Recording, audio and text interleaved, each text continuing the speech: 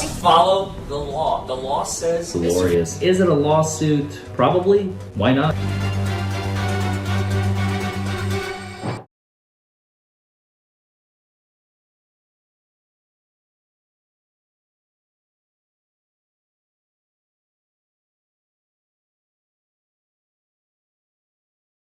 Have you or someone you love been injured as a result of someone else's negligence? Or worse, lost a loved one because of it? I am attorney Larry Forman, and myself and my team of trial lawyers are ready to help you to get the absolute maximum compensation permissible under the law. We know the system. We understand how to win. Anywhere in the United States, 24 hours a day. 1-844-774-HURT. Call us. We can help. Go over these real quick so I can go ahead and get the 6 copies because we'll go straight to read. Then we're ready to go straight to jury reading. Okay, all right, read the jury. Thanks, sir. Okay. Straight to closing. Well, I'll do. Jury instructions. No, Yeah. jury instructions and then closing. Sure. Closing and Yeah, jury. yeah, jury instructions and closing. Oh, wow, suddenly it was like, yeah, okay, yes, yes. It's one of those days. It is one of those Doesn't it days, feel like a everything's just a Monday, little, or is it little just off. This whole week has been just a little off. It has been, for Yeah. sure. I think it's the springtime upon us. Doing all Oh, wait, I didn't want to call back in yet, because I don't have it in your final approval. Yeah, I know, Yeah, go ahead and look at those. we approved it, I think it You was. okay? I think it's fine. If we didn't change anything, then there were no other edits that I had, so, other Okay. than the last page. Okay, okay, come on. Thank you, Everything's everybody, good, come on back in.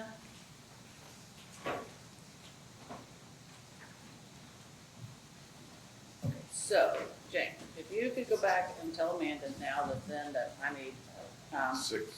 yeah, total of 6, so that one plus 5 more. Okay, all right, so we'll wait just 1 second, I got y'all are gonna each get, please be seated here, I'm sorry. Y'all are gonna each get a copy of these jury instructions, and then we're gonna go over them together. So the defense is decided not to put on any testimony. That is their right and their prerogative. And so we'll do that and then go to closing arguments. And once they finish with that, then you all will retire back to our jury room back here, and you will deliberate. So, just give it just a few minutes to get these extra copies for you.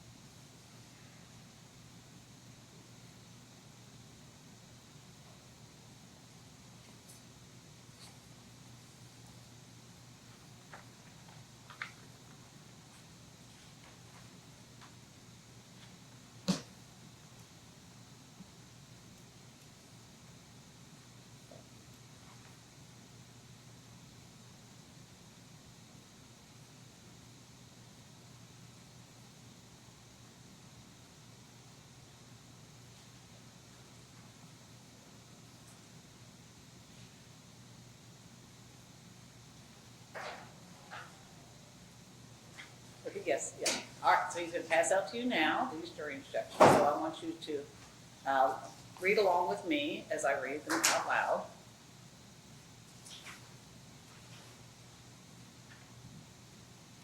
All right, so these are your jury instructions. Instruction number 1 is the presumption of innocence. The law presumes crime and that the criminal complaint shall not be considered as evidence or having any weight against him. You shall find not guilty unless you are satisfied from the evidence alone and beyond a reasonable doubt that he is guilty. If upon the whole case you have reasonable doubt as to his guilt, then you shall find him not guilty. Instruction number 2, operating a motor vehicle under the influence of alcohol or other intoxicating substances. Under the evidence presented to you in this case, you may find the defendant not guilty or guilty of the offense of operating a operating a motor vehicle under the influence of alcohol or other intoxicating substances.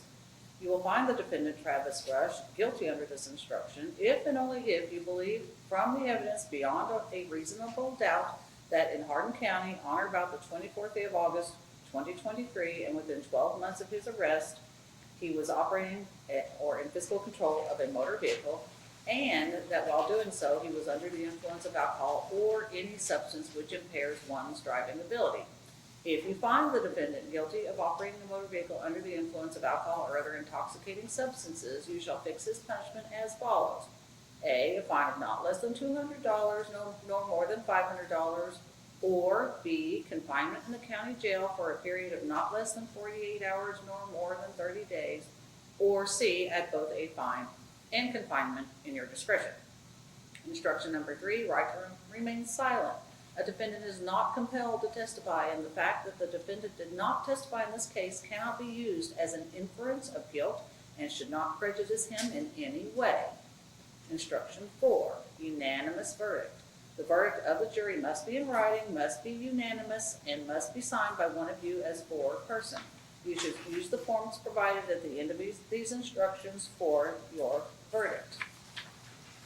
Then on verdict form A, at the top says, we the jury find the defendant not guilty of operating a motor vehicle under the influence of alcohol or other intoxicating substances. If that is your unanimous decision, the jury foreperson would sign here. Or verdict form B, or we the jury find the defendant guilty of operating a motor vehicle under the influence of alcohol, sorry, little typo there, of alcohol or other intoxicating substances, and fix the defendant's punishment as follows. We choose either 1, 2, or 3 again. And number 1, a fine in the sum of $200, not more than $500, or 2, confinement in the Hardin County Jail for 48 hours, not less than 48 hours, nor more than 30 days, or B, a fine in the sum of X, not less than 200, no more than 500, and confinement in the county jail for a period of not less than 48 hours, no more than 30. If that is your decision, again, y'all will come to a unanimous verdict. I can't say that word today. And the foreperson would sign there. Obviously, you would not sign both. You know, if you determine not guilty, you sign at the top. If you determine guilty, set the penalty and sign at the bottom. Okay. So now we will have our closing argument from Mr. Hitch.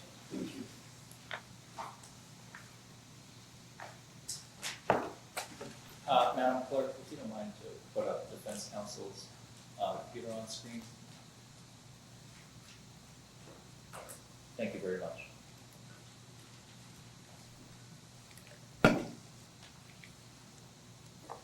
A sleeping man cannot be in control, in physical control of anything.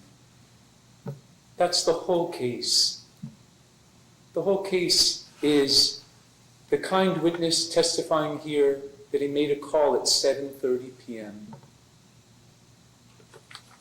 The officer shows up on the scene at 9:55.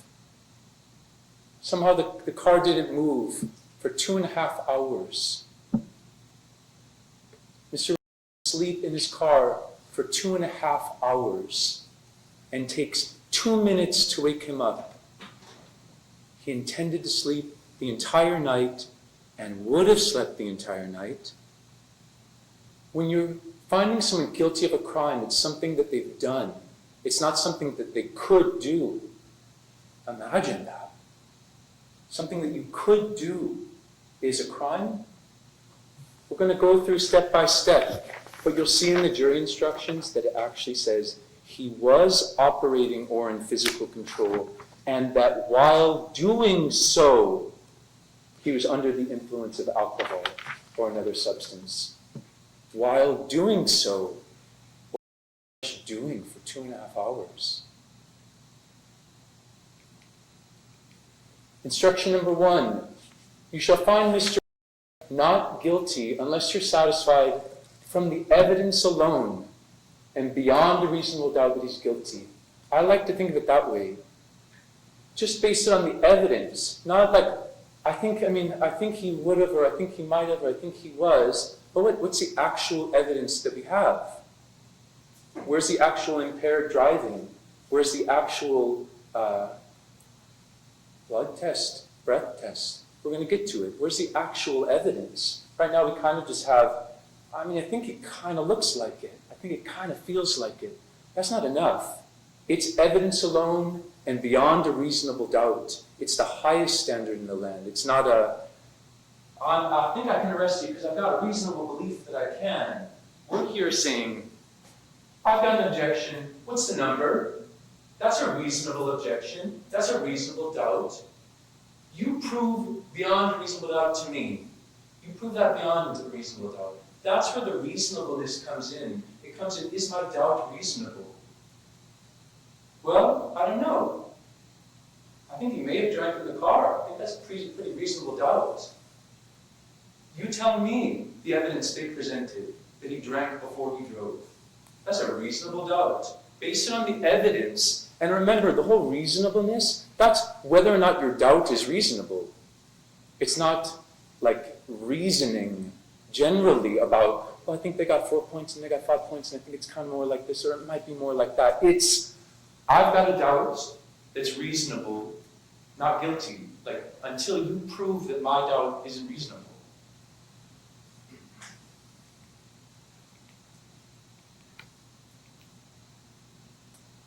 Probable cause to arrest is just a reasonable belief that something happened.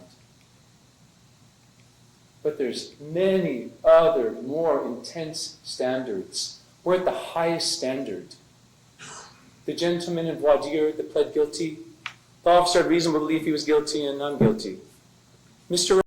took this case to trial because he's innocent. He didn't drive while impaired. He pulled over and drove after he had stopped and was sleeping for the night, and he slept for 2.5 hours.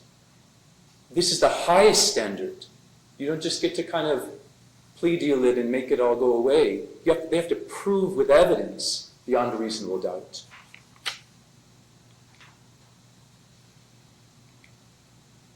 I got you, Tyler. And if upon the whole case you have reasonable doubt of his guilt, you shall find him not guilty. So let's talk about the reasonable doubts.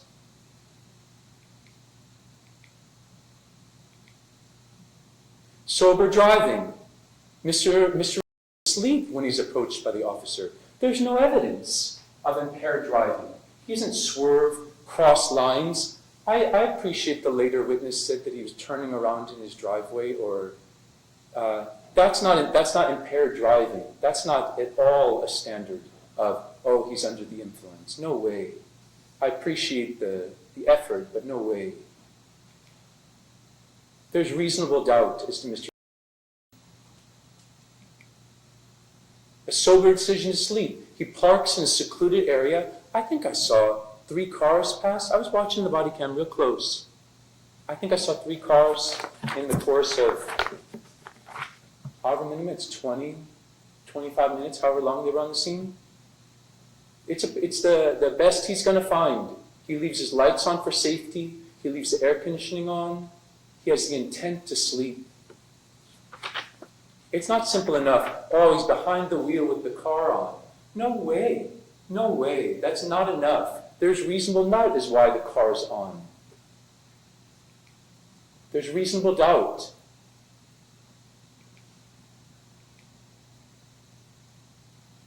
He's had no sleep. He's exhausted. The grass is uneven. Any type of attributing that to alcohol is clearly, like, did you notice when he got to the breath test lab, he looked a lot better? Anyone? But what's that mean?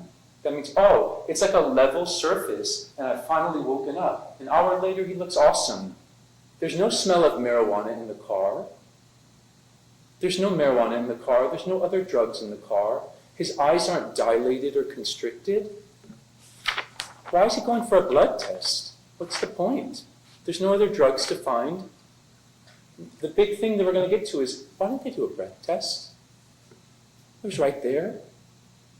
Right there in the BA lab. We're taking like, I don't know, 5, blow into this here, man. Why they got to get a warrant for somebody's blood, where there's like enormous complications with that? The 3 airplane, I'm a little bit out of order. The airplane bottles are in the car.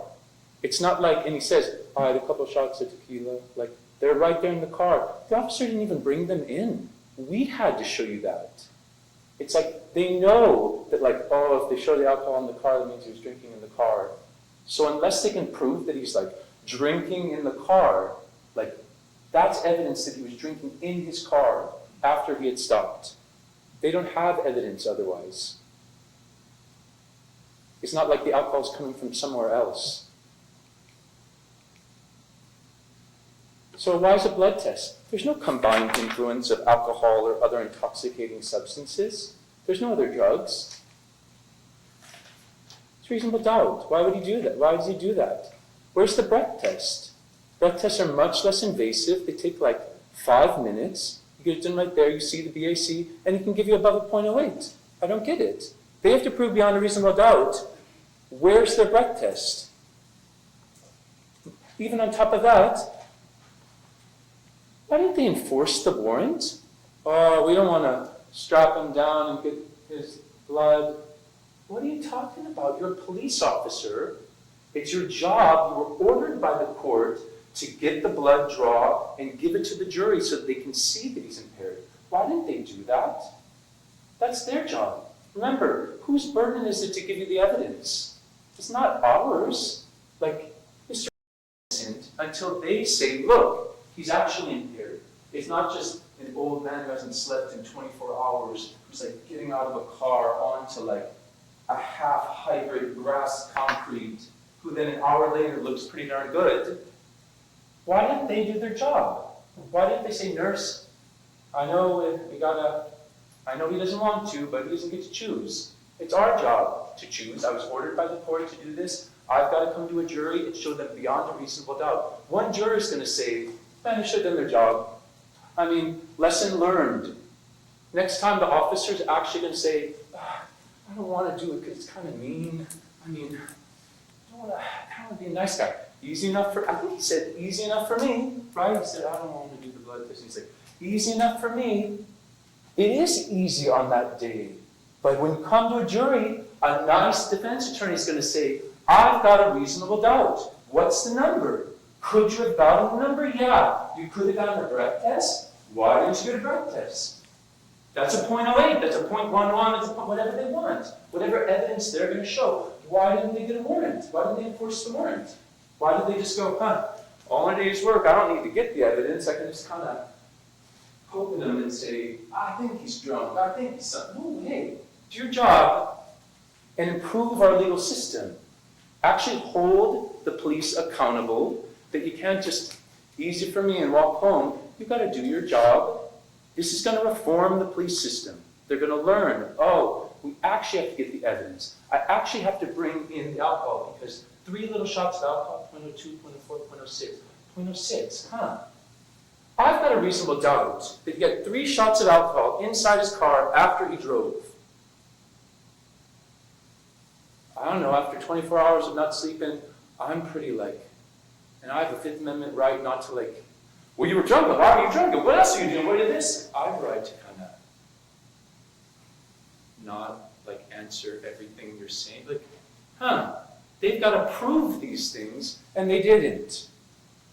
So I'm humbly asking you to look at the evidence that they've gathered and look at the evidence that they haven't gathered and say, that's a pretty reasonable doubt.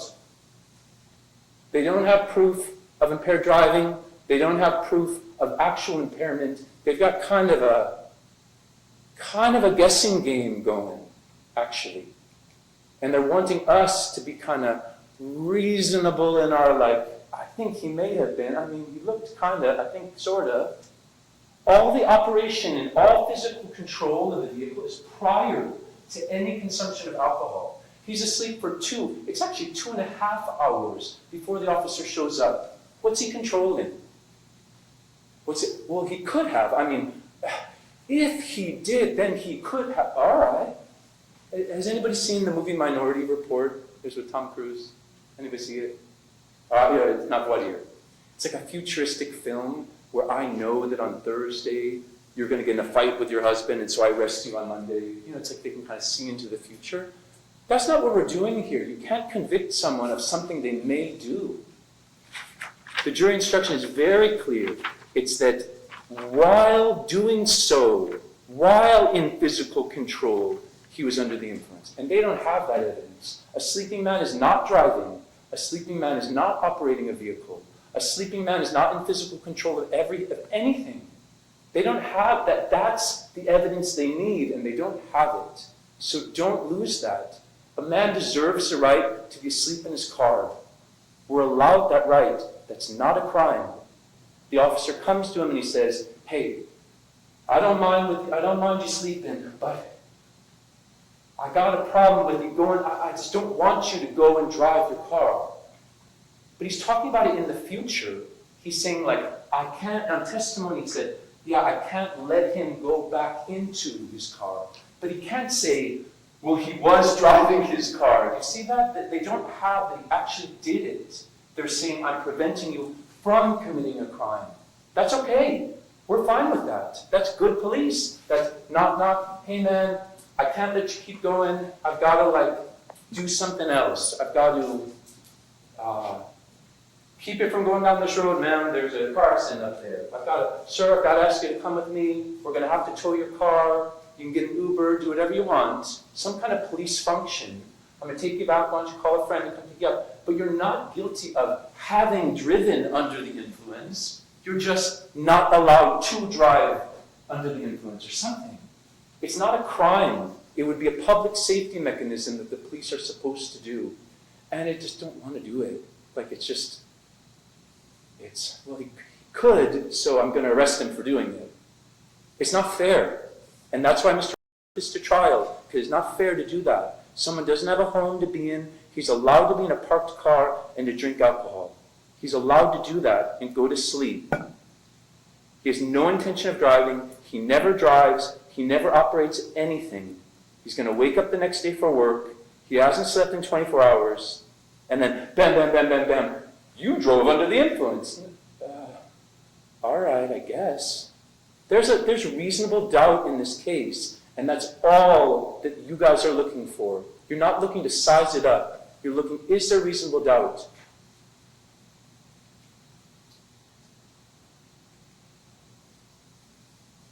I put the airplane bottles in the car. He's asleep for 2 hours. Just one is sufficient for a not guilty verdict. There's 14 reasonable doubts in the case. If you want to arrest him for trespassing, that's great. Go ahead. Arrest him for trespassing. His car is parked. I guess that it looked like as big of a swath of land as you're going to get. It's like, go ahead and arrest him for trespassing. But you can't arrest him for physically operating a vehicle under the influence because he didn't do it. He's innocent of that crime. And there has to be some reforming of the police system where when this type of situation comes up, you do something other than arresting them for something they didn't do, and you do some public safety mechanism that makes everyone whole. It keeps people from waking up and driving. Fine, go ahead and do that. That wasn't his intention. He never did that. So you can't arrest him for that because he didn't do it. If they want to do some public safety, I can't let you go, you got to come back with me. Great. That's not what we're here for today. He concluded that, well, therefore, that means that you must have done it, and it's not true. He's innocent of this. There's reasonable doubt in the case. Wait, Tyler. The second instruction, very clearly, if you ever can pull it out. At the very bottom, instruction number 2, you only find him guilty if and only if he was operating or in physical control of a motor vehicle. What was he controlling when he was asleep for 2.5 hours? There's no physical control of the vehicle. I don't care if he's sitting in the front seat with the air conditioning on. That's not physically controlling a vehicle. And that while physically controlling a vehicle, he's under the influence. They don't have the evidence of that. He's not guilty. While doing so, what was he doing? What was he doing for 2.5 hours? He wasn't doing anything. He wasn't controlling anything. He's not guilty. And if they want to prove he's guilty, show us the number. Get the warrant, get the breathless, go ahead. Either side of it, the driving part or the under influence side, there's reasonable doubt on both of the elements.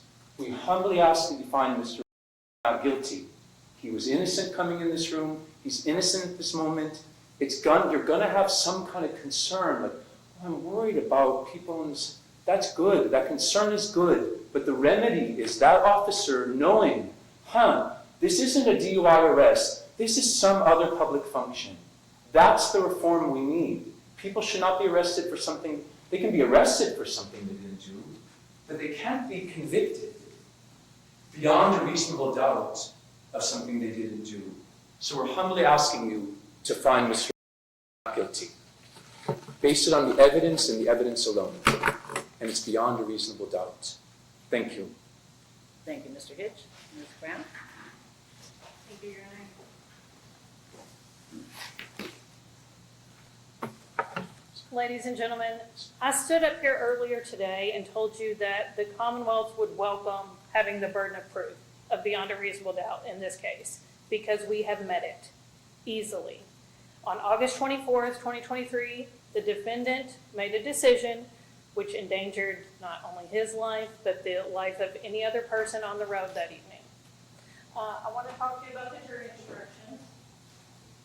I know Mr. Hitch talked a little about this too, but it says, when it comes to the law and what you will have to decide, that you will find the defendant guilty under this instruction if you believe from the evidence beyond a reasonable doubt that in Hardin County, yes, we know that, on the 24th day of August 2023, yes, we know that, and within 12 months of his arrest, we know that because he was arrested at the exact same day that this took place, that he was operating or in physical control of a motor vehicle.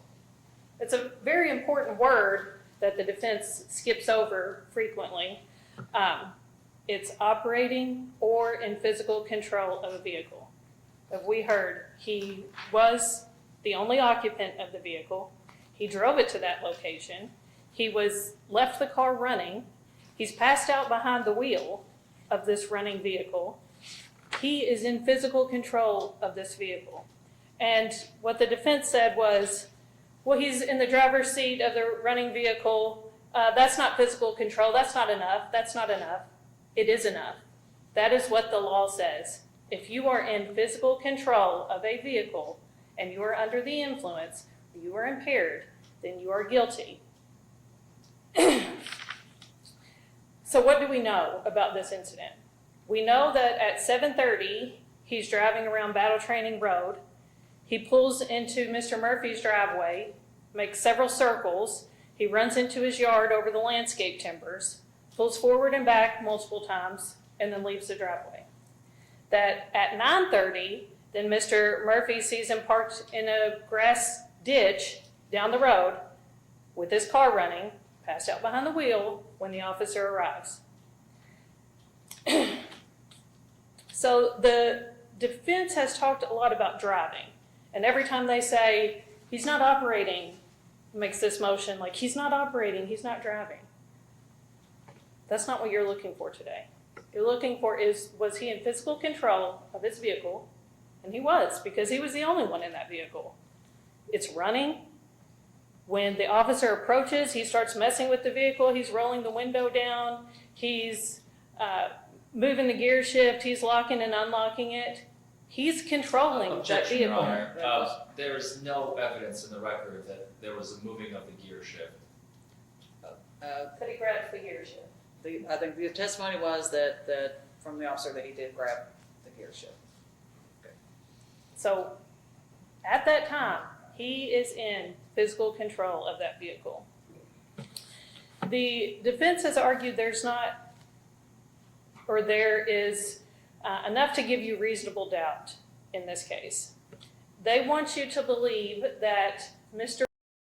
soberly drove to this location and planned to park in a ditch and sleep there all night, and that afterwards he drank 3 little liquor bottles But then when the police arrived, he's so intoxicated that he cannot stand without leaning on his car. He walks with assistance to the officer's cruiser. He is severely impaired. Over an hour later, after he's been awake for over an hour, he's at the detention center. He still stumbles around. When he exits the body scanner, he's stumbling. He stumbles back to his seat. This is not somebody that is a little bit impaired. This is not somebody that is a close case. He was impaired. Then they talk a lot about the officer doing their job. He says, why didn't the officer do his job? And he slipped up a little bit and said, why didn't he get a warrant? He did get a warrant. He got a warrant signed by the judge for the defendant's blood. The defendant refused to comply with that. And no medical professionals withdraw blood from somebody who doesn't consent. And furthermore, he keeps saying, where's the number? Where's the number? It's a lot of nerve to say, where's the number, when you're the one that didn't provide the test. And a .08, and we talked about this earlier, the standard of .08, those are for close cases. Those are for cases where it's really hard for somebody to articulate, maybe he was impaired, maybe he shouldn't have been driving, I'm not sure. That's what a .08 is for. This is not a close case. You all watched the video of his behavior, his intoxication. You can see that he was impaired during that time. None of these reasons or explanations that they've provided you are reasonable. They're ridiculous. What you're asked for is beyond a reasonable doubt. Mr. was absolutely in total control of his vehicle and severely impaired to the point of being unable to walk. And in the interest of justice, I would ask that you find him guilty. Thank you. Thank you, Ms. Brown. Okay, would the bailiff please come forward and I will administer the oath. Do you swear or affirm that as bailiff in charge of the jury of the Hardin District Court, you shall not allow any communications to be made to the jury under your charge, nor make any yourself, except to ask them if they have agreed upon their verdict, unless by order of the court? And do you further swear or affirm that you will not, before their verdict is rendered, communicate to any person the state of their deliberations or the verdict agreed upon? Thank you. And here's the original. Let me hand you that. This is the one you all will sign. Your first order of business is to elect a foreman, and then you begin to deliberate. And then he'll give you instructions, yes, about how to let him know when you are finished. Okay, thank you, everybody. Please rise for the jury. Thank you very much. 4:30. It's good, short trial.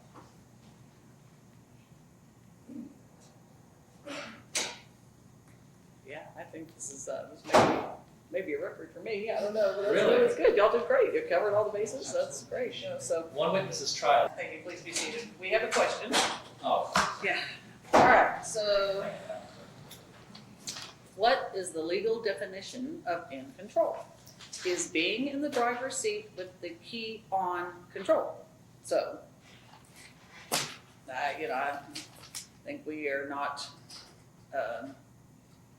obligated to provide that definition, but tell me each of your positions, Ms. Brown.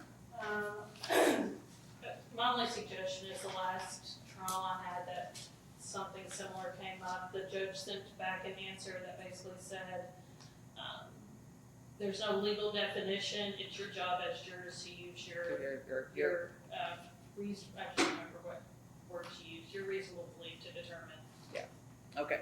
based on what you were given. Mr. Hitch, what is your position? If I may take this one, Your Honor. Sure, of course. If you don't mind. Of course. I'm trying to find the definitions section, and I've run into this issue before in the past. This is not my first, Yeah. one issue Of course. trial essentially. Yeah. I'm, and Ms. Brown, please feel free to correct me on this if you're doing a Google search yourself. The words physical control have been defined in case law, like Wells and Crosby and its progeny. you know, the 4 factors and all of that, but I've never had like Wells factors in a jury trial, you know, in a jury instruction. And as much as I would love to have it, because I think it would give them guidance as to, okay, were they asleep or awake? What was the intent of the person behind the wheel? How did the vehicle get there? Is there evidence of consumption of alcohol at the scene? Those are the 4 Wells elements that I just listed. Yes. I would love for the court, and I would request the court to, now that they have a question about it, since we have explicit case law that states these are the 4 factors that define what does it mean to be in physical control, and it has not been overruled. It's active. It's an active decision, and judges rely on that decision all the time. So, if anything, I would request that rather than giving them deference, they're clearly we knew that theoretically, you know, this would have been coming, this position that we are in, and I would encourage, just for the sake of clarity and making their job easier, to give them what Kentucky law actually says. My reservation on that is it's not definitive. I mean, that's a case law that basically says you should take factors into consideration, but it's still a determination, a consideration. Yeah, I think Wells is really as to whether or not a prosecution can move forward. It's not traditionally, those factors aren't provided to the jury. So, you know, It's been reaffirmed in both Crosby and Armstrong since, with the latest, I believe, being in 2017. So again, it's case law that is alive and well. This is not I know Wells is in 1980s or 90s, but Armstrong is 2011 and Crosby is 2017. yeah. And if I do that, do I have to hand them the case? I don't think there's any way to do that, because it's not a definition. It's a case law, and that's for courts to use. Like you said, that's for basically a court to determine whether there's grounds to go forward on physical control. It's not jury deliberation factors. I think what they have to go on is their reasonable beliefs based on the law and the facts that were given to them. And perhaps they should be reminded, well, your standard is have it beyond a reasonable doubt.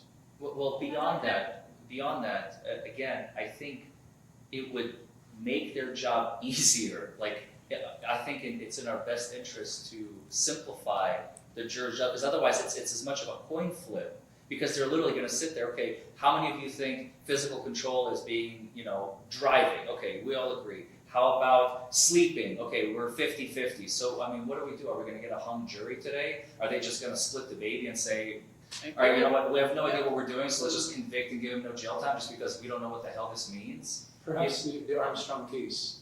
I would say relevant. Armstrong or Crosby definition. or Wells, they're all the same. It's copy and paste language. I think it would make their job. They will give them the definition that they're craving. For the 2017. Yes. I think at this point, it's up to them to decide what they think that is. It's gotten to them at this point. I don't think we give them another case to interpret on their own. There's no statutory language as to this. They got what's in the statute.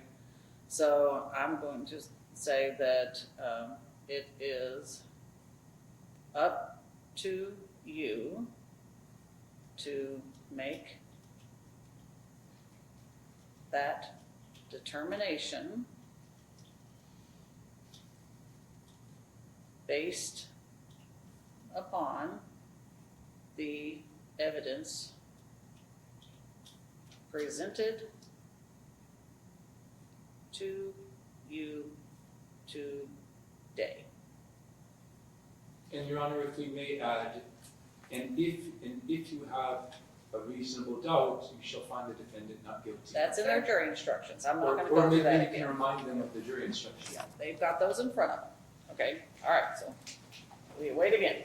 Again, I understand the question is submitted, and I'm not, or the answer is submitted to the question, I'm not trying to argue that, but just to protect the record, I believe we are actually in very, very dangerous territory, not even just, obviously for Mr. but even for the prosecution. If we end up getting a not guilty verdict, it's almost as equally as having a coin and we are flipping it to decide what is the definition It of cuts both physical ways, control. absolutely. I'm just saying, But it's, your objection but is I have to noted protect in my the record. client. Sure, and the objection is on the record. Thank you, Your Honor.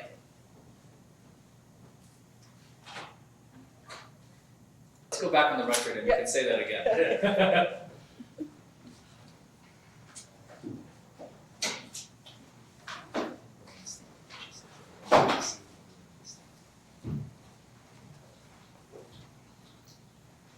Okay, hello, welcome back. Has the jury reached a verdict? And are you the jury foreman? Yes. And is the verdict unanimous? Unanimous? Yeah, okay. So if you could hand it to the bailiff, please.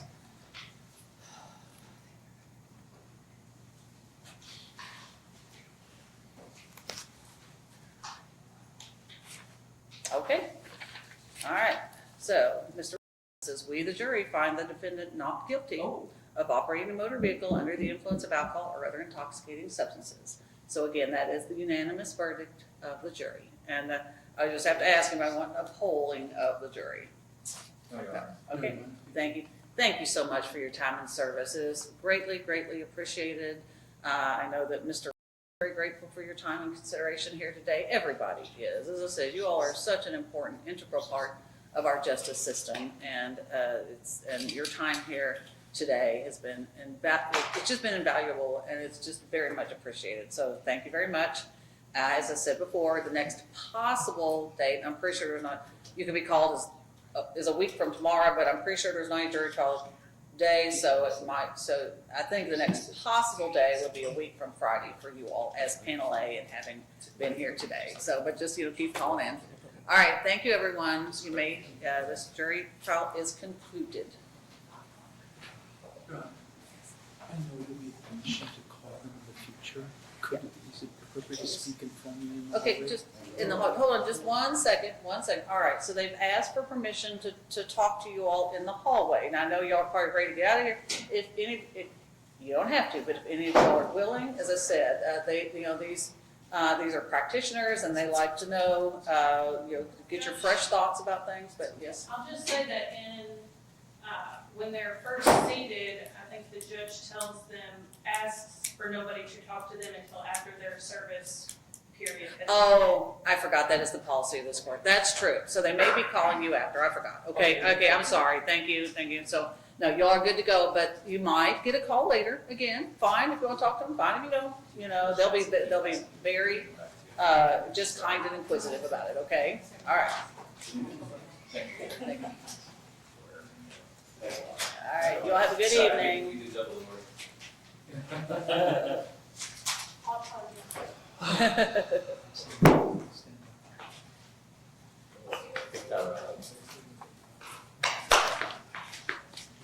Trooper Atwell, thank you. You did a good job. You did what you needed to do.